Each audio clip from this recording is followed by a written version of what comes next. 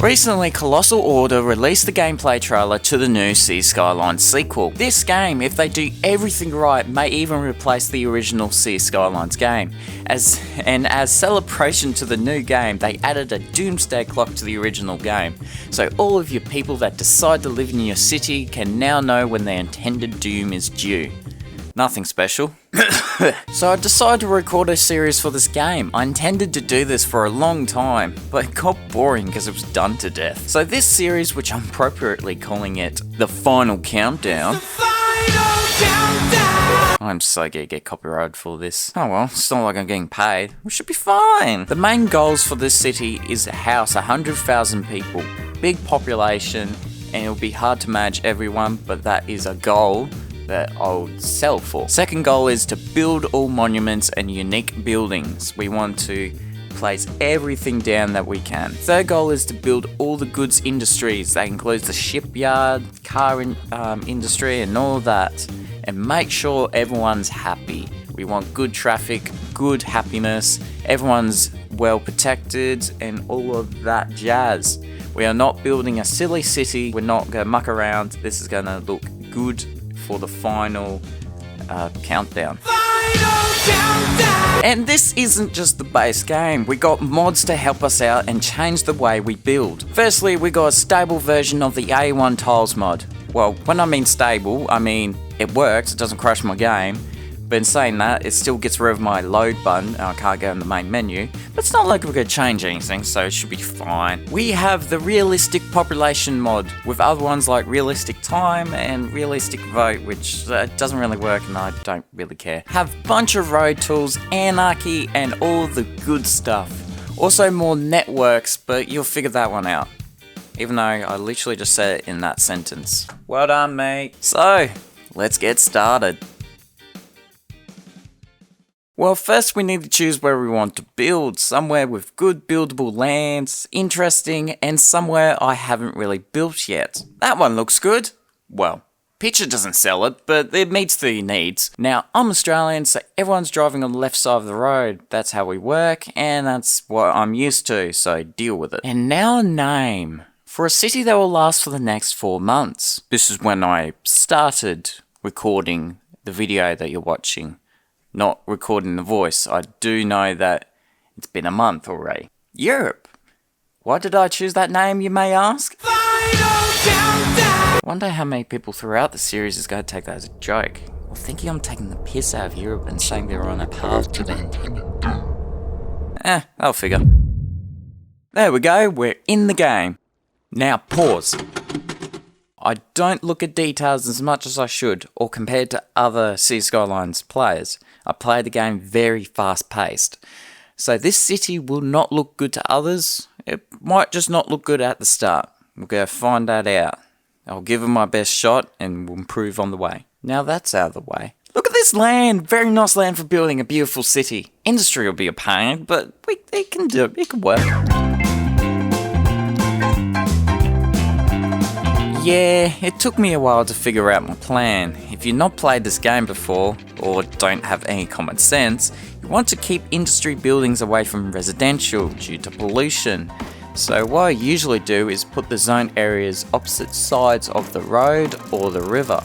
And since I don't need a lot of industry at the start, I just curved around the highway around and made this little area for the industry. This might be my first mistake since I miscalled something that I'll mention later. Then I built the main part of the city, the very first block. Also I was lazy and just connected it directly to the highway. It's fine, they only jam up if lots of people move in at once. And since it's left-hand traffic, people going to work don't have to give way to the highway because no one's going straight on the highway. Genius! Then I just threw down some utilities like water, sewage, power. Was going for coal, but that didn't fit and we've been too close, so wind it is. Now to play the game and let the people roll in.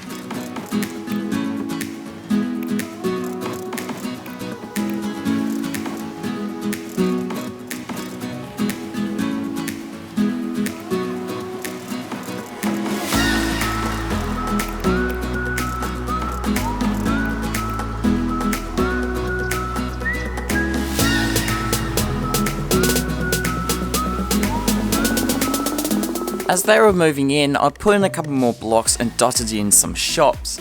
I think the realism mod gets rid of some demand for commercial because a whole block of shops usually is enough for like 6,000 people or something.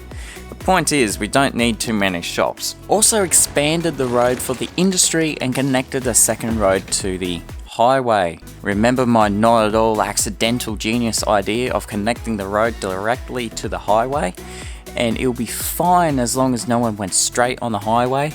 Yeah, that went out of date very quickly. So I added another road close to the highway. Why? Because I like no wasted space. And I want to make sure no houses would build on the highway. Again, I'm a genius and did not use a new added tool that gets rid of the buildability on the sides of the roads. Yeah, I'm not the brightest person in the world, and I'm lucky that the start of the game is quite slow, considering there isn't like 1,000 people moving in at once.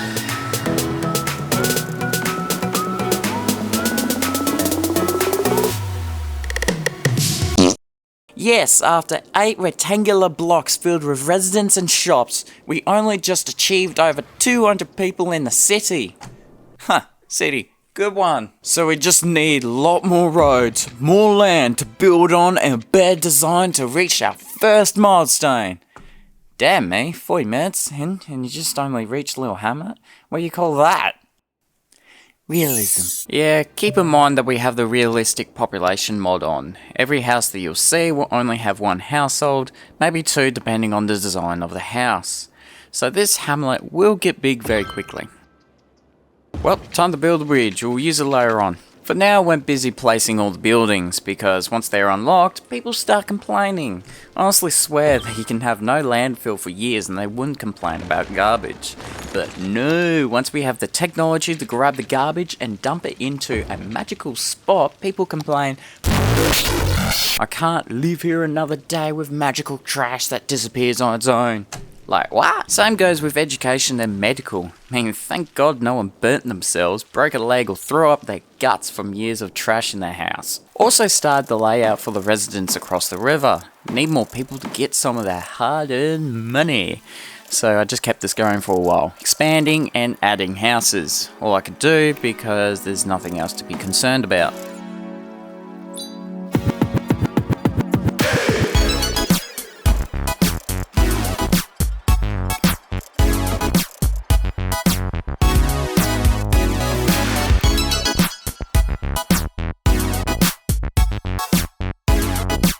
In part of expanding, I wanted to place the totally legit highway at the moment down so I know where I can build. It also gives me the opportunity to use the new parallel roads tool. That'll work. Making things easier. But as I was struggling with the tool, getting the perfect distance between each road, I thought it does pop up. I do plan to upgrade these roads into actual highways, hence me calling them the highway. But hopefully there's a big enough gap in between to actually upgrade them, because highways are slightly bigger. Well, the 3-lane ones are. But we can use the 2-lane ones, but it'll get busy, so we need to use the 3-lane ones for best measure. Anyways, here's the road. Looks nice. I'm keeping it. It was so easy with the tool. Now, time for some more expansion.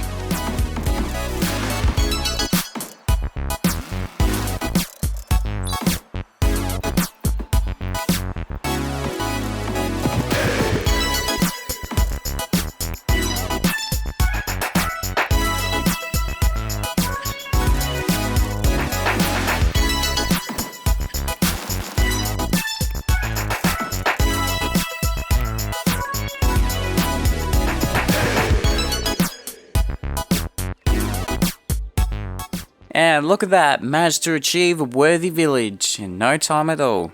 I don't know about you, but I find it a bit weird to call this a village when there's just like a big ass bridge in the middle of it. But anyways, we've got the rest of the services. Police, fire, also got districts, and which means we got policies and zoned industries, and the best part, which this entire video is based on, the unique buildings.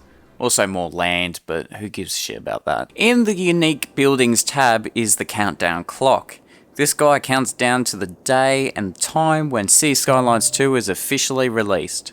And it is a massive clock. Now I have the hard task of placing the building in the right spot, as we can only have one. And I want it where everyone in the town, possibly the map, can see. Nearby there is a tall mountain and a perfect spot to place it. So I bought the land and tried placing it down. I only got one problem though. I don't have any landscaping tools and the building can't be placed there due to the slope being too steep, which means I need more people into the town to unlock the landscaping tools. That's fine, that's not much work, just a little annoying when I want to stop playing the game for the day. But not until that clock is built. So, I kept expanding, gave one half a district, gave it a name. Donkey Valley? What the fuck, me? If this city gets famous and they say that it all started from a town called Donkey Valley, well, that's what it's called. Surely the names won't get any worse. Expanded the power. Continued expanding the town. Watch the move in, turn nighttime, so I can't really build. Yeah, I personally don't like building at nighttime. Can't see what you're building, can't see land levels, so if you build a road wrong, might defigure the land, and the buildings will make it worse. So I just had a look around, taking advantage of the first person camera. Then, unfortunately for these poor souls, I remembered that tax is a thing that I can change. So I'm gonna be a good person and give them less tax, because I do not need the money, as I am in a good spot.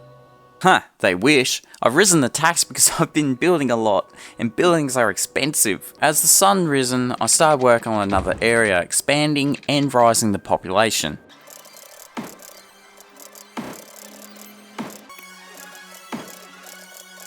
Ran into the issue of lack of power. Whoops. Then finally reached the population needed for a tiny town. How fast was that? You unlock parks and DLC shit, but I'm more interested in that landscaping tools. Gimme. So I flattened the top of the mountain. I didn't want to make it look weird, I want to make it look natural, and that the fact that it faces everyone. Ah, there's the beauty. And the numbers are on the wrong side. This is a clock that displays the numbers on both sides, but for some reason it displays the numbers on only one side at a time. But it still looks beautiful and scary. I personally don't want to wake up to this every morning. Now to make it more neat, I've smoothened the edges to make it look more natural. Well, more like real life if someone actually built this. Then built a road connecting to the city. This is a tourist attraction people will want to visit and need a way to get up there. Only problem is that the road was a bitch to build. One of my goals is to make the entire city look good and make it look functional. So even when I have the Anarchy mod, I could build a straight road going straight up the side of the mountain.